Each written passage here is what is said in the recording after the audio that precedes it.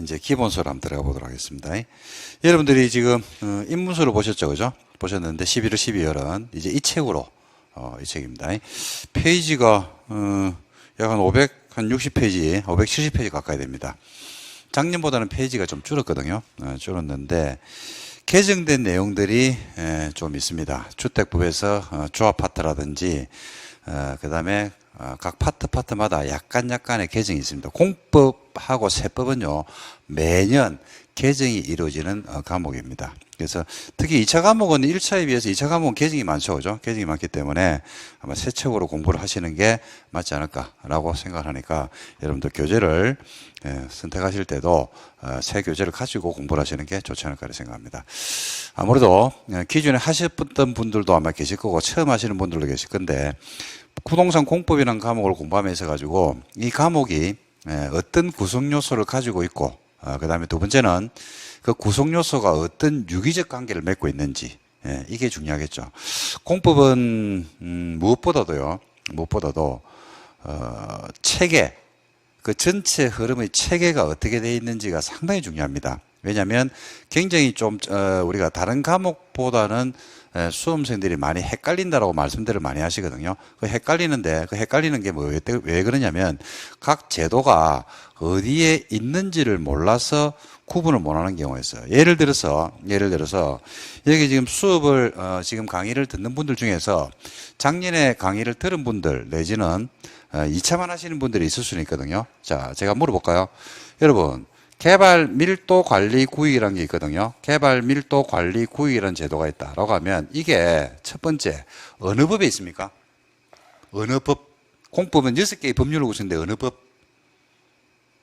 두 번째, 어느 법에 있다라는 게 만약에 생각이 들었다면 그 법 안에 어느 파트에 이게 있나요? 어렵죠. 공법이 어려운 이유가 바로 이런 것들이에요. 어떤 제도들이 있는데 그 제도가 어떤 법에, 이게 국토계획법에 있습니다. 어디에 있냐면 개발행위 허가 파트에 있어요. 이게 개발행위 파트에 있는 제도인데 어느 법, 어떤 파트에 이 제도가 있다는 사실을 파악하기가 공법이라는 과목이 좀 쉽지 않은 그런 특징을 가지고 있어요. 그게 이제 공법이 가지고 있는 특징이면서 용어가 좀 생소하다는 그런 특징이 있는데 이런 것들을 극복하기 위해서 첫 번째 해야 될 단추는요. 강의를 하는 입장에서는 어디를 먼저 첫 번째로 보셔야 되냐면 전체가 어떤 유기적 관계를 맺고 있고 각 법별로 어떤 문제가 출제가 되기 때문에 어떤 시기에 어떤 부분을 공부를 먼저 해야 될지라는 등등에 대한 내용들을 여러분들이 파악하는 게 가장 중요하지 않을까 생각합니다. 그래서 거기에 대한 설명을 좀 드리고 수업을 진행을 할까 합니다. 그래서 공법 전체를 한번 보는 시간을 한번 가져보도록 하겠습니다. 자, 우리가 지금 배우려고 하는 과목이 여러분들하고 배우려고 하는 과목이 공인중개사 6과목 중에서 2차에 있는 과목입니다. 2차에 있는 부동산 공법이라는 과목이고 부동산이라는 것은 뭐와 뭐로 구성되어 있냐면 토지하고 건물로 구성이 되어 있겠죠. 그죠? 그래서 부동산 공법이라는 것은요. 토지 공법이면서 건물 공법의 성질을 가지고 있어요.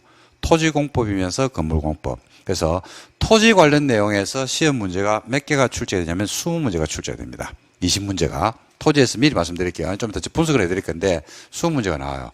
건물에서 몇 문제가 나오냐면 14문제가 나옵니다. 그럼 몇 문제입니까? 34문제죠. 40문제인데 왜 34문제라고 이야기하는데 토지 건물을 섞어서 나오는 문제가 6문제가 있어요. 토지와 건물을 둘 다 다루면서 나오는 문제가 6문제가 있어요. 그래서 총 40문항이 됩니다. 그래서 토지와 건물 둘 다를 다루는 게 바로 뭐냐면 재개발, 재건축, 정비법입니다. 그 정비사업은요, 토지하고 건물 전체에 대해서 다루고 있는 거거든요. 그래서 토지, 건물 둘 다를 다루는 정비법, 그 다음에 건물만 다루는 건축법과 주택법, 그 다음에 토지만 다루는 국토계획법, 신도시를 만드는 도시개발법, 그 다음에 농지법 이래 가서 20문제 이렇게 해서 총 40문항이 구성되는데 토지공법과 건물공법의 성질을 가지고 있는데 우리가 공법이란 말이 어떤 의미를 가지는지를 알면 부동산 공법이 추구하는 바 를 이해할 수가 있거든요. 공법은 사법과는 다르죠. 사법은 사인 대 사인 사이에 발생한 법률 분쟁을 해결하는 도구로서 필요한 게 사법이라 그러면 공법은 사인 대 사인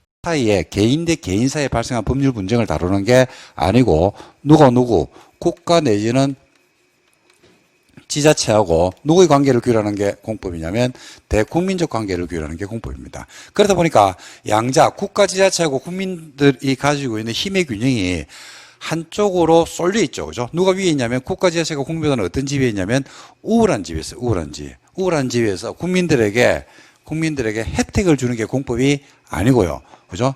우월한 지위에서 무엇을 가하는 게 공법이냐면 각종 뭘 가한다? 규제를 가하고 있다고 보시면 됩니다. 규제. 그죠? 그래서 여러분들이 지금 우리 부동산 대책이 그죠? 현 정부 들어서 부동산 대책이 25번인가 나왔다고 이야기를 하고 있거든요. 근데 25번이 전부 다 뭐든가요? 이거 있죠? 25번 다 이겁니다. 그래서 세법 규제 내지는 공법 규제가 대부분이죠. 대부분이 세법 규제와 공법 규제입니다. 다 규제이기 때문에. 그래서 25번의 부동산 대책이 거의 대부분이 금융 규제, 그 다음에 우리 공인중개사 시험으로 친다 그러면 세법에 나와 있는 각종 규제, 그 다음에 우리 공법상의 규제가 들어와 있다. 이거 이렇게 보시면 돼요. 그래서 부동산 공법은 뭐 하는 법이냐면요. 그대로 읽을게요, 제가. 토지나 건물에 대해서 누가 국가 내지는 지자체가 공적 주체죠. 누구보다는 국민보다는 어떤 지위에서 우월한 지위에서 뭘 가하는 것이다? 규제를 가하는 겁니다. 그래서 공법은 책에 보면요. 전부 다 뭐라고 되어 있냐면 뭐 하지 마라. 하지 마라. 하려고 하면 허가받아라. 하려고 하면 신고해라. 하려고 하면 동의받아라. 하려고 하면 그죠? 등기해라. 뭐 해라. 등록해라. 뭐 해라. 이런 말들이 책에 다 들어와 있습니다. 그래서 각종 규제다. 그래서 여러분들이 공법의 특징을 한마디로 만약에 표현한다 그러면 각종 규제법이라고 보시면 돼요. 자, 문제는요. 규제를 하긴 하는데 규제를 왜 하는지를 알면 훨씬 더 내용을 파악하기 쉽겠죠. 그죠? 파악이 쉬운데 규제는 필요하다고 무조건 하면 안 돼요. 그죠? 예를 들어서 분양가 상한제라고 하는 규제를 합니다. 규제를 하거든요. 분양가 상한제라는 규제를 하게 되면 분양가 상한제 규제를 받는 대상이 있을 겁니다. 대상이 있고 반면에 분양가 상한제를 통해서 혜택을 보는 사람도 있을 수가 있겠죠. 자, 중개사 법령에서 다루고 있는 토지거래 허가제라는 게 있다 합시다. 토지거래를 할 때는 뭐해라? 허가받아라. 라는 이야기를 하거든요. 그럼 토지거래 허가를 통해서 규제를 받는 사람들이 있어요, 없어요? 있죠. 반면에 규제를 안 받는 사람도 있다니까요. 예를 들어서 토지거래 허가구역으로 지정된 곳에서 토지를 가지고 있지 않는 사람은 규제를 안 받아요. 그럼 뭘 받는다? 혜택을 받는다는 이야기입니다. 그러면 그런 토지거래 허가라든지 여러분들 알고 있는 내지는 분양가 상한제 내지는 투기과열지구 내지는 조정대상지역이라는 각종 규제를 갖다가 지금 여러분들이 알고 있는 규제인데 그런 규제가 나왔을 때 여러분들이 반발하는 경향이 더 국민들이 반발하는 경향이 있습니까? 그걸 받아들이는 경향이 더 많습니까? 받아들이는 경향들이 더 많다는 이야기죠. 그죠? 물론 반발도 해요. 그 규제를 직접적으로 받는 사람들은 우리가 반발을 하는데 나머지 국민들은 또 거기에 대해서 수긍을 하는 경우도 있거든요. 그러면 왜 그런 규제를 하고 그런 규제가 어떤 경우에 정당화될 수 있는지 정당화의 논거는 뭔지 이걸 우리가 알면 더 공부하는 폭이 좀 넓어지겠죠. 그죠? 그래서 이걸 다른 쪽으로 접근하면 토지나 건물은요. 다른 말로 이야기하면 재산권이에요. 재산권 이게. 그리고 공법은 바로 뭐하는 법이다? 규제법이죠. 그래서 부동산 공법을 한마디로 이야기하면 재산권에 대한 뭐다? 규제라고 보시면 돼요. 재산권을 규제하는 겁니다. 근데 문제는 뭐냐면요. 우리 대한민국이 추구하는 이념이 정치 이념은 자유민주주의 국가입니다. 경제 이념은요. 자유시장 경제 질서를 택하고 있거든요.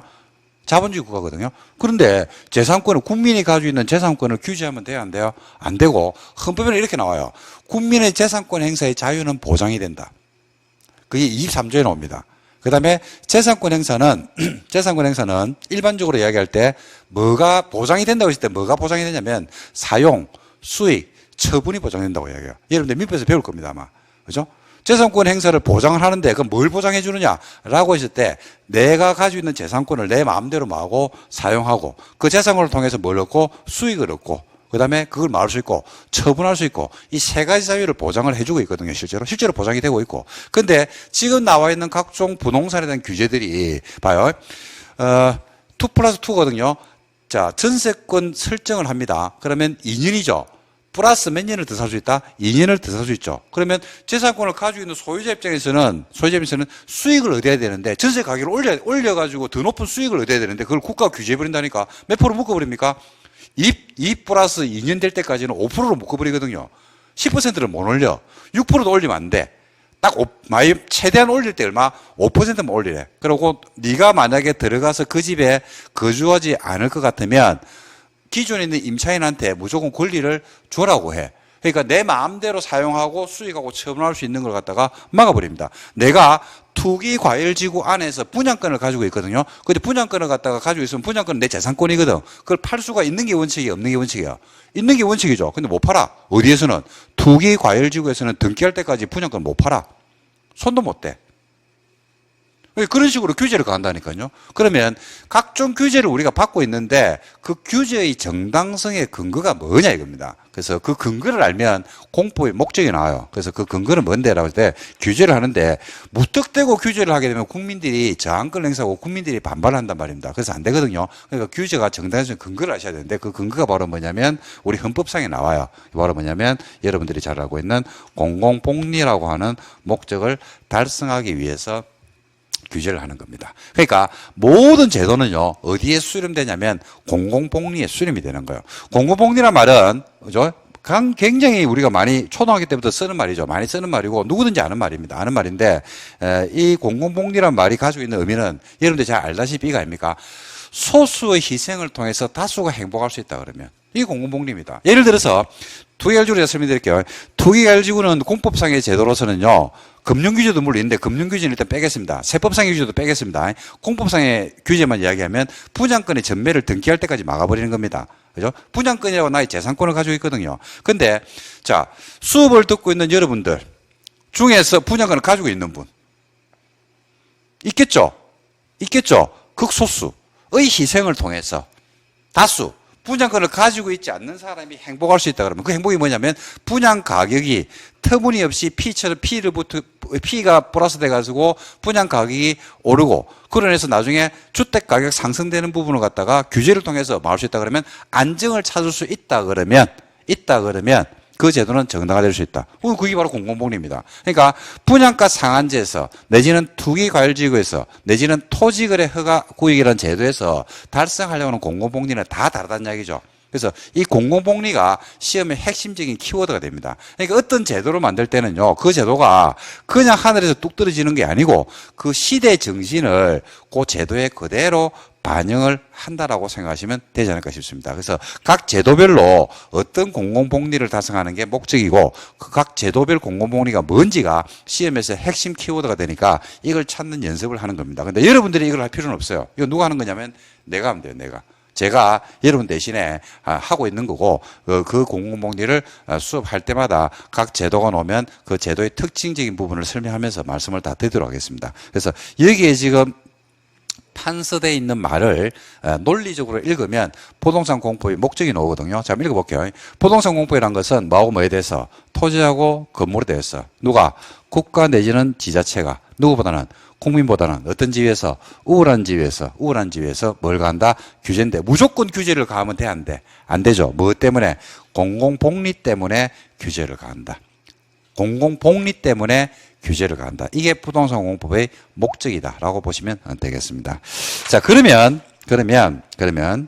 공공복리 때문에 규제를 가한다고 했는데 우리 대한민국에 여러분 우리나라에 토지하고 건물이 있을 거예요. 대한민국 안에 부동산이 국토 안에 그죠? 공공복리 때문에 토지 건물에 대해서 규제를 가하는 법이 있을 거예요, 법. 이, 몇 개나 될까요? 이 개수가? 한두 개는 아닐 거 아닙니까? 토지나 건물에 대해서 공공복리를 달성할 목적으로 규제를 가하는 법이 우리나라에 수백 개가 아마 있을 겁니다. 법률의 종류로 따진다 그러면. 그럼 부동산 공법이니까 그 전체를 시험 범위로 할 것이냐? 그건 아니란 이야기죠. 그래서 그 수백 개 중에서 토지 건물에서 규제를 가하는 법이 수백 개가 있는데 이 수백 개 중에서 공인중개사가 타인의 물건을 갖다 중개를 해야 되거든요. 토지나 건물을 매도인이 팔려고 하면 그걸 받아가지고 매수를 원하는 사람한테 뭘 하고 설명을 하고, 그죠? 그걸 중개하는 게 공인중개사의 직업이거든. 그러면 이 수백 개 중에서 공인중개사 업무와 관련해서 꼭 알아야 될 법률들이 있나요, 없나요? 있겠죠. 그 법률을 6개를 갖다가 추출한 겁니다. 이걸 추출할 때 로또 방식으로 해가지고 눈 감고 추출한 건 아닐 거 아닙니까? 그죠? 그래서 여기서 중개사 업무 관련해서 꼭 필요한 6개를 추출해가지고 하나의 시험 과목으로 편제를 했고 그 시험 과목이 바로 뭐냐면 부동산 공법이라는 과목이에요. 자, 그럼 공법이 어떤 유기적 관계를 맺고 있고, 그죠? 그 공법이 어떤 논리 체계를 가지고 있는지에 대해서 한번 설명을 드려볼게요. 이 6개는 당연히 뭐하고 뭐로 구성이 되어 있을 거냐면 당연히 토지와 건물로 구성이 되어 있을 겁니다. 토지하고 건물로 구성이 되어 있을 거예요. 자, 토지부터 해서 어떤 내용들을 배우게 될 건지 한번 볼게요. 자, 토지부터 하면요. 토지는 먼저 대상부터 잡을게요. 어디에 있는 토지를 대상으로 할 거냐면 여러분들이 거주하는 여기에 있는 토지만 대상으로 하지는 않겠죠. 여기에 있는 토지를 당연히 포함해서 어디에 있는 토지를 대상으로 할 것이다. 대한민국 전국에 있는 토지를 대상으로 하겠죠. 대한민국 전국에 있는 토지를 뭐라 그러냐면 국토라 불러요. 그래서 제일 먼저 여러분들이 배우게 될 게 국토의 계획 및 이용에 관한 법률을 여러분들이 가장 먼저 배우게 될 겁니다. 국토의 계획 및 위반하는 법률. 국토의 계획 및 위반하는 법률은요, 법률 명칭만 놓고 보면 하나, 둘, 셋, 넷, 다섯, 여섯, 일곱, 여덟, 아홉, 열, 열하나, 열둘, 열세자입니다. 열세자.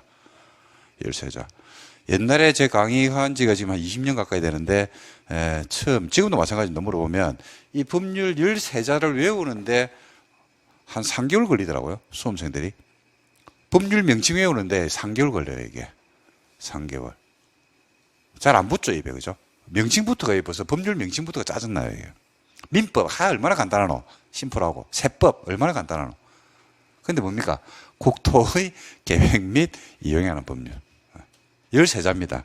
자, 풉니다. 그러니까 글자를 보지 마시고 글자의 의미를 가지고 한번 풀어볼 테니까 한번 봐봐요. 국토의 계획 및 이행하는 법률은요, 먼저 첫 번째 대상을 뭘 대상으로 한다? 대한민국 국토 전체를 대상으로 해가지고 국토를 먼저 앞에 선이란 말이 생략됐어요. 계획을 세우고 및 and 오알이 아니죠. 밑이란 말은 and 이용하자. 언제 이용하자? 먼저 이용합니까? 나중에 이용합니까?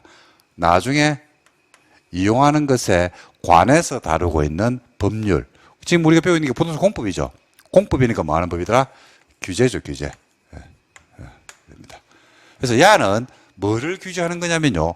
국토를 규제하는 거예요, 국토를. 먼저 뭐로서 계획을 가지고 규제를 하고, 계획을 가지고 규제를 했으니까, 그 다음에, 이용행위로서 규제하자. 그 이용은 어떻게 이용해야 될까요? 네 마음대로 이용하면 돼, 안 돼?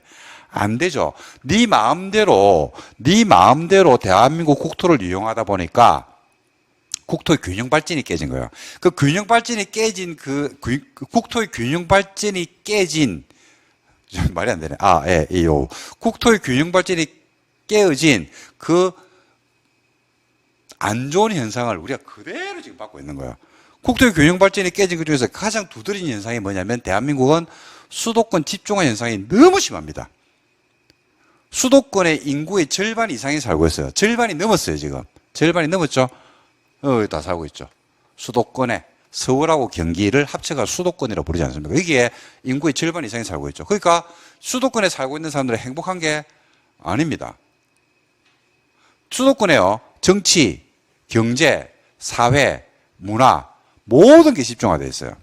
우리나라보다 땅덩어리가 엄청나게 넓은 미국도 정치는 워싱턴, 경제는 뉴욕, 문화는 LA 이런 식으로 분산되어 있거든요.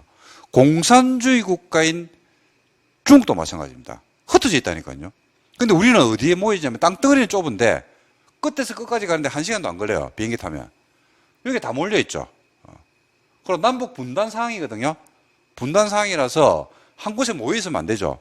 야가 또라이, 야가 만약에 한판 뜨자라고 하면 어디를 집중적으로 공략하면 된다. 모여 있으니까 수도권을 집중 공략하면 우리 꼼짝없이 당해요. 수도권에 사는 우리는 꼼짝없이 당해야 되겠다니까요. 그게 굉장히 위험하단 말입니다. 수도권에 다 모여 있다 보니까 주거비가 많이 들어가. 주거비가. 모든 게 어떤 비용도 많이 들어가고